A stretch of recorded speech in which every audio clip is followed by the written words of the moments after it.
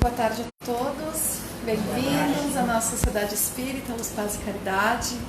É uma alegria estarmos reunidos mais uma vez para recebermos as luzes, as bênçãos e a alegria de escutar a palavra de Jesus, né, que o Espiritismo nos traz com tanta clareza e com tanto amor. Hoje é quinta-feira, então vou passar alguns avisos breves antes de iniciarmos a nossa exposição. Quinta-feira, às 21 horas, nós temos o nosso Evangelho no Lar, que ocorre no formato online, às 21 horas, pela plataforma do Meet. Aqueles que desejarem participar deste Evangelho no Lar, falem na recepção ou deixem os comentários aqui na plataforma do Facebook. É uma grande oportunidade para receber Jesus em nosso lar e orarmos juntos. Aqueles que fazem o Evangelho no Lar sentem a diferença do clima da sua casa, sentem a diferença dos benefícios que os benfeitores depositam em nosso lar. Então participem, dura em torno de 25 minutos. Também todos os dias às 9 da manhã temos o nosso momento de oração. Acredito que a grande maioria conheça. Como é bom iniciar o dia também orando. Então às 9 horas se conectem no Facebook. Segunda-feira essa atividade não para. Vamos orar juntos, que nós precisamos muito de prece e o mundo também precisa de bastante oração. Vamos fazer então a nossa prece inicial, agradecendo a Deus por este momento e rogando aos benfeitores que nos abençoe, que nos ilumine, que nos inspire e que nós possamos estar atentos na hora da exposição, dentro do que nos for possível, absorver da melhor forma o que for dito para praticar na nossa vida os ensinos do Mestre. Que assim seja. Convido então a nossa amiga e trabalhadora Leonice, que vai nos brindar com uma passagem do Evangelho. Bem-vinda. Boa tarde a todos, bem-vindos. Mais uma vez vamos abordar o tema do Evangelho segundo o Espiritismo e nesse momento, para o dia de hoje, temos o capítulo 16, que é Não se pode servir a Deus e a Mammon. E deste capítulo, o item 8, que é a desigualdade das riquezas como forma de progresso. E é bem pertinente a desigualdade das riquezas no momento presente em que vive o nosso planeta, com essas situações de penúria na maior parte da população mundial e alguns em extrema riqueza. E isso às vezes nos choca, nos surpreende pelas dores, pelos sofrimentos que daí advém. Mas a doutrina espírita trata de todos os temas da vida e da morte. Esse é um tema da vida. E ela também nos traz informações sobre isso para a nossa compreensão.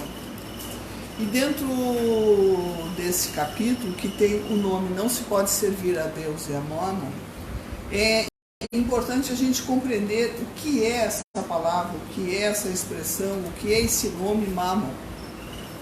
Quem costuma ler lá as escrituras, a Bíblia, já viu essa expressão. Mas, para nós, que na doutrina espírita, apenas especificamente nesse capítulo, vamos entender o que é essa palavra. E Mammon, essa expressão que está na Bíblia, descreve a riqueza moral, a riqueza, não a riqueza moral, mas a riqueza material, a cobiça, esse lado, né, da ganância, representar a avareza. E geralmente essa entidade é representada por um nobre velho, mal vestido, curvado em cima de uma bolsa de dinheiro, segurando aquilo avidamente, né? Alguns já viram essa figura, né? Chega a estar deformado, apegado a esses bens materiais. Pois essa representatividade é para lembrar que a avareza, essa ganância é uma deformidade, é uma imperfeição de caráter. É por isso essa representação bastante pesada, assim, até feio de olhar, sombria, né? Ela é representada num fundo escuro. Mas, para a gente compreender esse tema, a gente vai fazer algumas observações iniciais que dentro da doutrina espírita é fundamental para a gente compreender essas premissas, esses pressupostos. Que para a gente entender a desigualdade da riqueza, nós não podemos deter a nossa visão, a nossa busca, o nosso entendimento na vida presente, como se nós só tivéssemos essa vida. Aí sim, nós iríamos julgar isso uma extrema injustiça. Por que fui eu o aquinhoado para, nessa existência, ser o pobre da vez, né? Então, nós temos que ampliar a nossa visão. Nós temos que compreender nessa condição fundamental que nós somos seres espirituais. E nessa condição de termos sido criados inicialmente simples e ignorantes, sem conhecimento prévio, nós temos vidas anteriores a esta e teremos posteriores. E que cada um desses momentos que vivemos num corpo que se chama encarnação, um corpo material, físico, nós estamos aqui e buscamos e acumulamos experiências e conhecimentos. E isso gera progresso. Então esse momento presente é um dos fragmentos da vida. Então nós vamos, para diferenciar, entender que vida é a vida do espírito e que existência é um período em que nós descemos a carne e estamos aqui buscando conhecimento, informações. E esse conhecimento, esse progresso se dá em 3 grandes ramos, que é o nosso sim. Nós vamos crescer, evoluir em conhecimento, em inteligência e em moralidade. E nesse contexto, os bens materiais, ou a privação dele, ou a riqueza e todo o bem-estar, e tudo que ela pode proporcionar, tem que ser entendido como um dos meios, entre tantos que uma existência oferece, um dos meios de aprendizado. Um dos meios de aprendizado. E aprender a lidar com a abundância ou com a carência desses bens. E tirar daí aprendizado, e tirar lições, e isso gera progresso. E visa tudo isso o aperfeiçoamento moral do indivíduo, que gera o progresso do espírito imortal. Por isso, então, voltando lá para o capítulo 16, especificamente lá no item 8, trata das desigualdades das riquezas. E nessa colocação, Kardec abre esse item com uma pergunta: por que todos os seres humanos não são igualmente ricos? Que é a grande luta que muitas vezes as pessoas lutam uma vida inteira para ser rico. Não para ser melhor, às vezes é para ser rico. E ele nos responde: não serão igualmente inteligentes, ativos, laboriosos para adquirir essa riqueza, nem suficientemente sóbrios, previdentes, nesse sentido de ser cuidadoso, para conservar os bens que já têm.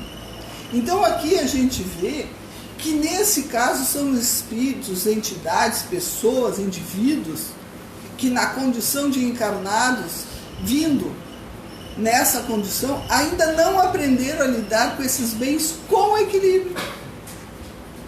Nem na abundância, nem na escassez. Então, não há como, em colocando em mãos esses indivíduos, que todos permaneçam no mesmo nível de igualdade, porque não somos todos iguais. Temos níveis diferentes de entendimento, de compreensão, de cuidado, de trabalho, de previdência, de sobriedade. Então, ainda ele completa dizendo: supondo que a riqueza fosse repartida igualmente e dada a cada um parcela igual, até aí, nessa repartição mesmo com equilíbrio, logo seria desfeito. Mas é o que todo mundo quer. Não, vamos dividir aí, pessoal. Olha a minha parte aí. Vamos dividir igualmente. E ele alerta, dizendo que até aí seria desfeito exatamente por essa diversidade de caráter, por essa diversidade de aptidões, de cuidar, de saber lidar com aquilo ali. E esse saber lidar, a gente vê as dificuldades que as pessoas têm quando nós temos notícias seguidas de fortunas que são dissipadas, recebidas por heranças, de filhos que não trabalharam para construir e manter o que o pai entregou em mãos. Ou loterias, que são recebidas e logo dissipadas. São espíritos que ali estão passando por uma prova de ter que saber lidar com essa abundância. Abundância que ele não tinha antes, que era um momento também de aprendizado. Então, essa é uma situação que quando a gente se depara ou com a abundância ou com a riqueza, não é para sair fazendo festa, é para parar a pensar o que eu tenho que tirar de lição com essa circunstância. Porque os espíritos esclarecem também que mesmo que fosse possível que cada um tivesse somente o necessário para viver com dignidade, tranquilidade, até aí, ele já faz uma ressalva. Faltaria o estímulo para impelir essa humanidade a novas descobertas, a novos empreendimentos, a estimular a inteligência. Uma espécie, sabe de quê? De acomodação. Eu tenho que comer, tenho que beber, tenho meu teto ali. Para que eu vou me esforçar, né? Tá tão bom assim. Eu me acomodo. Há uma estagnação, não tem estímulo. Não estaríamos nesse ponto de avanço civilizatório que nós conseguimos. E a gente vê que em determinadas civilizações onde havia muita carência, como vamos pegar um exemplo, terrenos áridos, falta de água, se debruçaram sobre o problema e encontraram soluções. Era uma carência que estava estimulando aquilo ali. Então, até nisso, os espíritos nos fazem essa alerta. E a outra pergunta que Kardec também coloca nesse item para fazer a gente refletir é por que Deus concede a riqueza a pessoas incapazes de produzir o bem?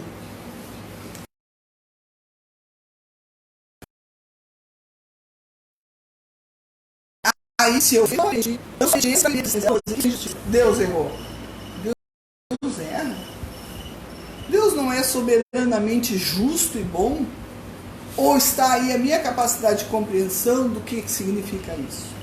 E a resposta que os Espíritos dão é nos dizer que pelo livre-arbítrio quis Deus que o ser humano chegasse a experimentar ele próprio, vivendo aquela mesma riqueza, ou a carência, mas vivendo essa riqueza, saber distinguir o bem do mal, saber que uso eu vou dar essa riqueza, saber se eu vou usar para o meu deleite, para o meu prazer, para oprimir alguém, para abusar do poder, ou eu já vou ter aquisições morais suficientes para compreender que aquilo é um instrumento para gerar o bem, para praticar o bem. E esse é o momento que nós somos testados dos esforços e da vontade que eu estou envolvendo nessa experiência. É um teste moral. Quanto que eu ainda tenho de egoísmo? Quanto que eu tenho de orgulho e vaidade para bater no peito e usar a riqueza como bandeira para oprimir? Pode ser. Mas será que eu já tenho aquisições morais para fazer um uso diferente disso aí? Porque às vezes quando estamos no deleite desse prazer da matéria, dos bens, será que eu penso esse lado? Eu penso em usufruir. Então, tem outra colocação que o Kardec coloca ali. por ser poderoso meio de ação. A riqueza é um poderoso meio. Ela não é um fim em si mesmo, ela é um meio através do qual deve gerar progresso. Ela é um meio para o progresso. Deus não quer que a riqueza permaneça longo tempo sem produzir nada. Por isso, incessantemente ele desloca, circula. Hoje eu tenho, amanhã não tenho, amanhã é ela, outro povo, e assim ele vai fazendo para que grupos, pessoas, indivíduos, comunidades exercitem essa capacidade, esse aprendizado de saber lidar ou com a fartura ou com a carência. Se eu me sair bem, aí está o aprendizado, aí está o progresso. E esse aprendizado, esse progresso, ele é inalienável. Uma vez feito, o espírito jamais perde esse conhecimento. E aí se pode dizer que gerou progresso. Então é assim que hoje podemos ter alguns bens relativamente satisfatórios. Amanhã, por necessidade de aprender alguma faceta de alguma virtude, eu venho com uma carência profunda. Mas eu tenho que lembrar que eu já fiz uma caminhada, eu já tenho aquisições morais. Eu já tenho valores suficientes para saber lidar. Ou será que não tenho? Então é esse momento que se testa. E não somos jogados aqui de qualquer jeito. Isso tem a ver com aquelas virtudes que ainda não desenvolvemos. E isso aparece lá no nosso planejamento encarnatório, aonde esse elemento riqueza, ou a falta dela, vem com um objetivo de aprendizado. Não é sorteio para ver quem é que vai se ferrar. Não. Ela tem um fim específico de gerar progresso e conhecimento. Então, muitas pessoas trabalham uma vida inteira para ter riqueza, mas espiritualmente eles esquecem que a prova da riqueza é uma de maior risco que pode ter um indivíduo. Porque rico ou pobre, né, é uma questão que está envolvida com leis da vida. A lei do trabalho, que é uma lei divina, fazer essa riqueza produzir. E essas leis também estão prescritas ali dentro desse processo encarnatório que eu tenho que observar, que a riqueza não é sobra de leite. Então, a pobreza nessas circunstâncias, para alguns indivíduos que não têm essa compreensão, pode representar um extremo sofrimento. Busca conhecer, busca entender. Se tu viver a carência com a resignação aqui não é cruzar os braços e deixar a vida correr. É não se revoltar, mas entender aonde eu devo buscar soluções, aonde eu devo movimentar conhecimentos e virtudes para amenizar ou até resolver a questão. Aí está havendo aprendizado. Aí sim eu tenho que me deter sobre as circunstâncias e me perguntar o que essa circunstância está querendo me ensinar. E a riqueza da mesma forma é uma prova tremenda, porque indica pelos preceitos morais que ele tem que fazer da riqueza uma prova para saber se ele é caridoso, se ele é abnegado. Será que ele sabe dar uma destinação ideal à sua riqueza? E olha o tamanho do risco para aquele que a pede, tendo ainda profundas falhas morais, de ser alguém pervertido, mentiroso, manipulador, preguiçoso, uma série de defecções morais.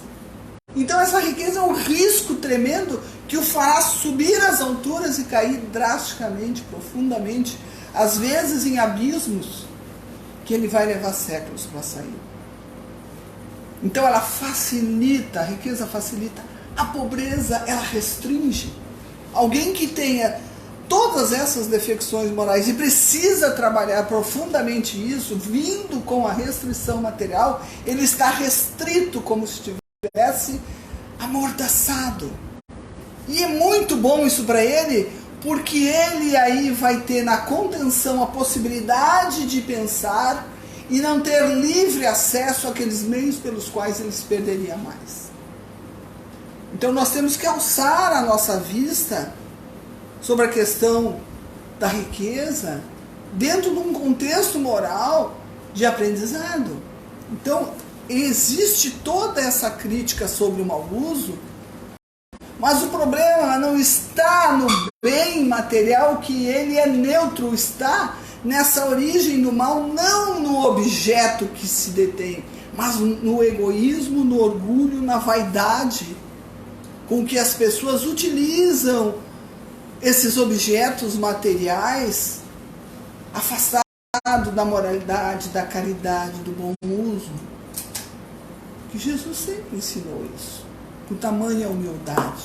Então a prova da riqueza ela é muito arriscada, porque se defronta com tentações, com as nossas misérias humanas, pelas fascinações que ela facilita, a questão do orgulho, do egoísmo, dos prazeres que tu acessa tão facilmente e se perde na linha de um tempo que diz que volta para o caminho e faz dele um bom uso. E são laços tão fortes as questões dos bens materiais que a gente vê, e quem trabalha em casa espírita, em reunião mediúnica, sabe o quanto isso prende os espíritos depois que perdem o corpo, porque muitos vêm reclamar que pegaram a minha casa, usaram as minhas roupas, onde estão as minhas joias. Muitos nem se dão conta que desencarnaram, pensam nos seus bens. Então é um laço muito forte. Então o problema não está na riqueza. O mal, a riqueza em si não é o mal. Nós temos que ver quem faz uso dela. O ser humano, que condições ele tem de fazer bom ou mau uso, que consequência isso terá para ele. E essa consequência negativa está extremamente e diretamente relacionado à inferioridade moral que os espíritos que habitam a Terra ainda possuem, da não compreensão da riqueza como meio e não como um fim em si mesmo, que é produzir o bem. Então, vejam bem, a riqueza, ela é neutra. Ela por si só, ela não vai gerar o mal. Quem gera o mal é a forma com que o ser humano usa isso, por suas fragilidades morais. E essa facilidade que a riqueza oferece, nada mais faz do que atuar como um desencadeador nesse indivíduo das suas fragilidades morais que estão lá incrustadas, e ele vai ser só o detonador. Ainda a fragilidade é nele, porque no mesmo indivíduo que já sanou essas questões, que já superou essas questões e sabe que a riqueza é só um meio, não vai ter essa situação negativa, porque ele já fez esse aprendizado. Mas para aquele que não fez, a riqueza só vai desencadear aquela predisposição que ele tinha, aquela tendência que ele tinha de ser uma pessoa egoísta, orgulhosa, vaidosa. São imperfeições que ele precisa ainda trabalhar. E isso só vem indicar aonde o aprendizado ainda precisa ser uma prova vencida. Ele vai ter que fazer esse processo de viver tanto a contingência da escassez quanto da abundância, porque isso é um meio de progresso. E se ele entender que estando em suas mãos essas facilidades, esse bem material, que não é para deleite próprio, mas torná-lo útil e para o progresso, ele está indo pelo caminho do aprendizado. Até porque nós não somos corpos, nós estamos em corpos. Nós não somos seres materiais. Estamos momentaneamente nessa estrutura material. Então, nesse contexto de ser espírito, nós, quando daqui sairmos, não vamos levar nada que é da matéria. E o que da matéria aqui está é sermos tão somente usufrutuários. O que é usufruto? Usar e fluir, mas não é meu. Eu sou um gestor. Esses bens vão passar para mãos alheias. A roupa que eu uso, o calçado que eu uso pode estar estragado e não servir para alguém, eu boto fora. Mas outros meios, outros bens que a gente pensa, o carro, a casa, até os filhos que nós temos. O que a gente diz? Os meus filhos. Não foram filhos de outros? Não serão filhos posteriores de alguém? Não serão pais também? Também eles estão momentaneamente sob a nossa guarda e passarão adiante.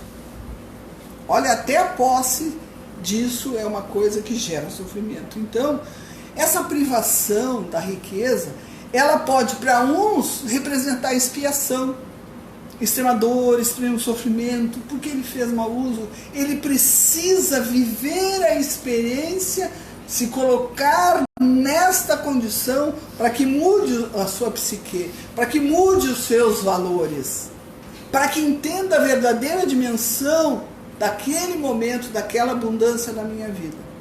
Como também para alguns pode ser a prova, no sentido de dizer, sim, eu agora aprendi. Eu agora entendi. Certo? Entendesse?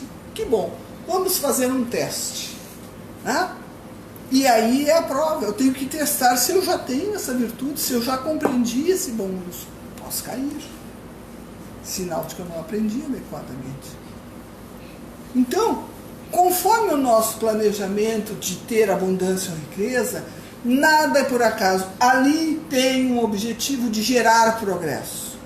De ver qual do teu perfil espiritual está faltando, ou virtude, que virtudes ainda não tens e que precisa testar, que precisa vir e buscar, tudo visando um progresso. Mas então, qual é a minha verdadeira propriedade? O que é meu? Nem o corpo que eu tanto cultivo, faço academia, tomo vitamina, faço dieta, compro roupa bonitinha, até isso eu vou deixar. Pois é. O que é meu então? O que é a minha propriedade? O que dizem os Espíritos? Quando nós daqui saímos, o que é que nós levamos? Nada de uso do corpo. Nada de uso material. Vocês já viram dizer que caixão não tem gaveta? Isso tem um sentido profundo se olhado ao ponto de vista da doutrina. Nada de ordem material. Porque tudo de ordem material é usufruto. O que eu levo então? Nada que é do uso do corpo, os Espíritos dizem. E aí voltamos ao sim. Só os nossos créditos que fazem parte da essência espiritual. O que é? Conhecimento, inteligência e moralidade. Só isso. São créditos inalienáveis. Ninguém vai perguntar qual é o modelo do carro, quanto que tinha na conta, quantos títulos acumulaste da academia. Não faz diferença. A fila é a mesma para todos. Não tem tapete vermelho. Então, essa questão de o que trago comigo é o que eu vou levar daquilo que eu enriqueci, o que eu tenho que já começar a pensar? Olha, eu agora nessa encarnação já estou preparando a próxima.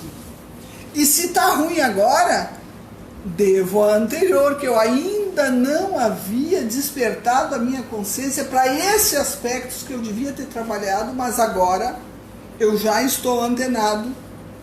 E isso ninguém pode me tirar. Então, essa questão, o que eu levo, o que eu trago, mas o que é importante? É aqui ou lá? É lá. Por que é lá? Eu fico mais tempo lá ou fico mais tempo aqui? Mais tempo lá. Mas 100 anos é um monte de tempo aqui. Mas e tu sabe quanto tempo fica lá? A literatura que diz que há interregno entre encarnações de séculos. Então eu não sou um corpo, eu estou num corpo. Eu não sou mulher, eu estou num corpo de mulher. Então vejam que há muito mais de nós adaptarmos a nossa real realidade de como nós nos vemos e dentro dessa dimensão, dimensionar aí o valor da riqueza, porque nós somos espíritos imortais. Nós vamos voltar para lá onde? O plano espiritual da onde é a nossa casa. Se eu vim feia, bonita, gordo ou magro, preto ou branco, rico ou pobre, tem dentro aí um contexto de aprendizado. E isso é importante para que eu veja. Então como é que eu vou empregar, como é que eu faço com a minha fortuna? Ah, mas eu não tenho fortuna. Mas tem o pouco ou o médio daquilo que te chega às mãos. Como é que eu vou orientar isso aí? Dizem os Espíritos lá na questão, no item 11 desse mesmo capítulo, a mensagem de Cheverus, que ele diz: o que deve te guiar para fazer uso desses bens é o amor aos outros. Amor aos outros. Porque o egoísta o que faz? Amor a si mesmo. Se adora, se cuida, se protege, se embeleza, tudo para si mesmo. Os Espíritos, nessa fala desses Espíritos, diz o amor aos outros. E ele completa mais adiante: animado pelo amor ao próximo, ele já tem a sua conduta traçada, ele não tem dúvida, ele sabe para onde vai, qual é o caminho que ele vai fazer. Então o foco, além das suas necessidades básicas, porque ele não vai se tornar um problema social, se lançar a miséria para atender os outros. Além das suas necessidades sociais, o foco também é a necessidade do outro. Ele consegue enxergar o outro. Então, como é que eu vou usar tudo isso aí? Se eu tiver esse parâmetro, eu vou saber que é o bem-estar que esse bem tem que me gerar. Não bem-estar meu, deleite, desperdício, também o bem-estar do outro. E isso aí inclui uma riqueza que poucos usam, porque entesouram e não usam, que é a da inteligência. Nós tínhamos uma época que poucos sabiam ler e escrever no Brasil. Hoje estamos trabalhando para alfabetizar cada vez mais, para ter primeiro e segundo grau, ao estudo fundamental e tal, e tem muita gente fazendo faculdade. E muitos entediados, agora eu vou fazer mais uma. Agora eu vou fazer pós-graduação. Ah tá, não, mas agora eu vou fazer mestrado. Não, mas agora eu vou fazer doutorado. Ah, mas agora eu acho que eu vou fazer mais um curso. O que tu está fazendo da tua inteligência? Entesourando para quem? Para deleite próprio? Para botar os quadros na parede? Às vezes, um pouco de conhecimento lá na comunidade que nada tem, nada sabe, faz milagres. É como o ouro espalhando o conhecimento, a instrução aonde não tem luz. Essa é a luz do conhecimento. Todos deveriam fazer isso. Ah, mas não haveria o estudo da ciência. Mas aí tem um bom emprego. Mas e quem tesoura a sua própria inteligência deixando enferrujar? Aí também é um tipo de riqueza que tem que ser feito bom uso. E isso, gente, tem tanto trabalho para fazer, tanto trabalho voluntário. Ensinar profissões, ensinar a ler e escrever. Trabalhos voluntários que às vezes as pessoas não podem pagar, mas precisam. Use essa tua ferramenta em favor de ti mesmo, em favor do teu progresso. Então, para terminar, tem uma mensagem de Emmanuel no livro Rumo Certo, capítulo 30, que ele diz: dinheiro amigo. É inegável que inúmeros de nossos irmãos da humanidade não compreendem ainda a missão benemérita da riqueza material, dissipando-a sem elevação nem grandeza. Gradativamente, porém, as criaturas observarão a importância do dinheiro à margem das próprias necessidades, por instrumento potencial de trabalho, educação, progresso e beneficência, à espera da nossa resolução de construir e servir. Aqui ele está indicando o teu querer, a tua vontade.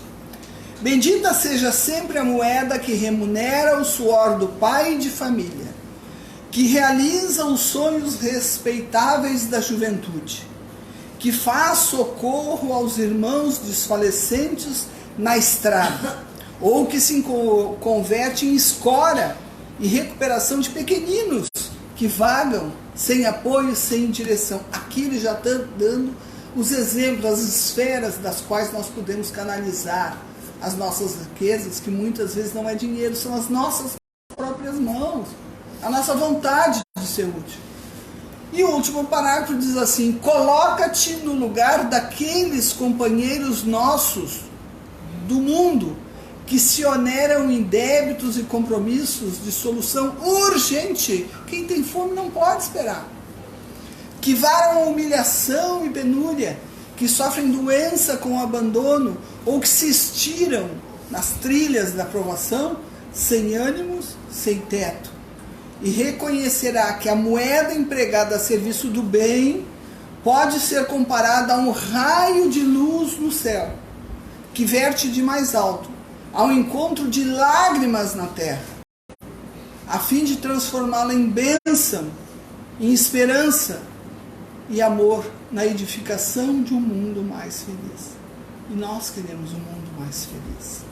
Mas é nós que vamos construir, temos que arregaçar a manga. E a riqueza é um meio poderoso.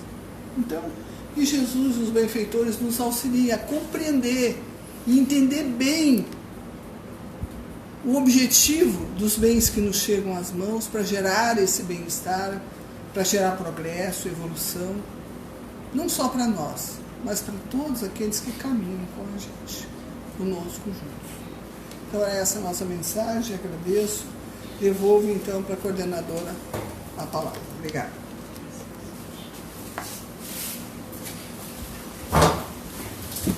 Com certeza todos sairemos daqui mais enriquecidos após essa exposição.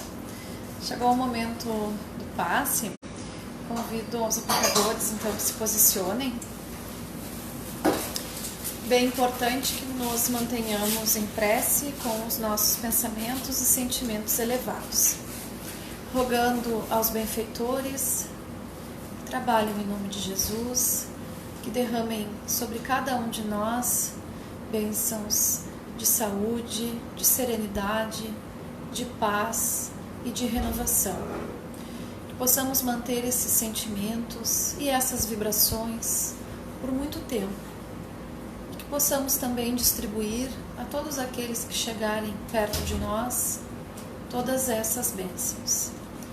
Assim, agradecidos por este passe, por essa exposição, encerramos a atividade desta tarde. Que assim seja. Uma boa tarde a todos. Até a próxima.